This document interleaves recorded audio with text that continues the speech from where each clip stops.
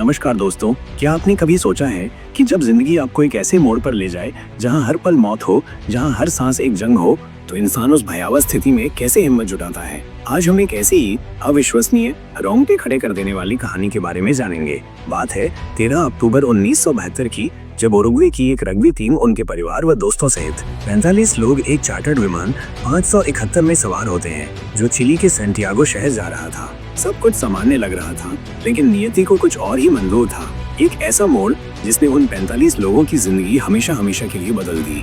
बेहद खराब मौसम और पायलट की एक छोटी सी गलती के कारण वो विमान एंडीज के बर्फीले पहाड़ों में दुर्घटनाग्रस्त हो जाता है, जहां चारों तरफ सिर्फ बर्फ ही बर्फ थी और जीवन का दूर दूर तक कोई नामो निशान नहीं था।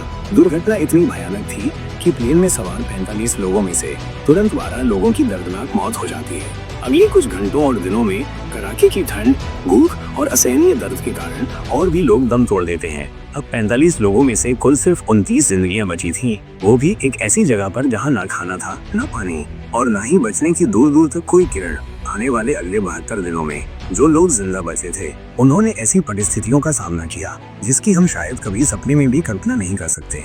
दिन ब दिन भूख के कारण उन सब की ताकत खत्म होती जा रही थी, जैसे शरीर भीतर से गल रहा हो। उरुग्वे की सरकार द्वारा खोज अभियान चलाए गए, लेकिन एंडीज के विशाल और खतरनाक बर्फीले पहाड़ों में विमान का मलबा ढूंढना लगभग नामुमकिन था। दिल दहला देने वाली बात ये थी कि 8 दिनों के बाद खोज अभियान भी बंद कर दिया गया। इसके चलते पूरी दुनिया ने उन्हें मरा हुआ मान लिया था, लेकिन उन लोगों ने अपनी आखिरी सांस तक हार नहीं मानी।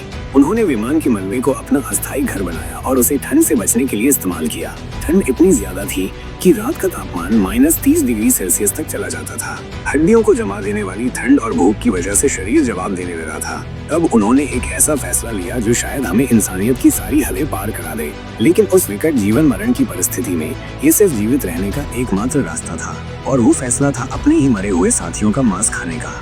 ये सुनने में कितना भयानक और विचलित करने वाला लगता है, लेकिन उनके पास इसके अलावा कोई और विकल्प ही नहीं बचा था। दिनों दिन हफ्ते बीतते गए, जीवन की लड़ाई हर पल चलती रही। अब उन्होंने ठान लिया था कि बाहर से कोई मदद नहीं आने वाली, उन्हें खुद ही इस नरक से बाहर निकलने का रास्ता खोजना होगा। रैंडो पराडो और रॉबर्टो कैनिसा, 2 युवा खिलाड़ियों ने बिना किसी उपकरण के, सिर्फ अपनी इच्छा शक्ति और एक दूसरे पर भरोसे के सहारे एंडीज की ऊंची बर्फीली और खतरनाक चोटियों को पार करने का भयानक फैसला किया। कई दिन कई रातें उन्होंने बर्फ में चलते हुए बिताई।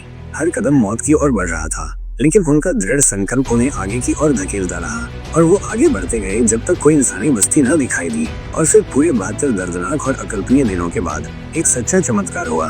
लैंडो और रॉबर्टो को चिली का एक किसान दिखाई देता है। उस पल की राहत, उस पल की खुशी और उम्मीद की कल्पना से परे थी। उन्होंने उससे मदद मांगी और चिली की सरकार द्वारा तुरंत बचाव अभियान शुरू किया गया। हेलीकॉप्टर की मदद से बाकी बचे 16 लोगों को भी जिंदा बचा लिया गया। दोस्तों, अगर आपको ये वीडियो पसंद आई तो वीडियो को लाइक करें और चैनल को सब्सक्राइब करें। मिलते हैं अगले वीडियो में। धन्यवाद।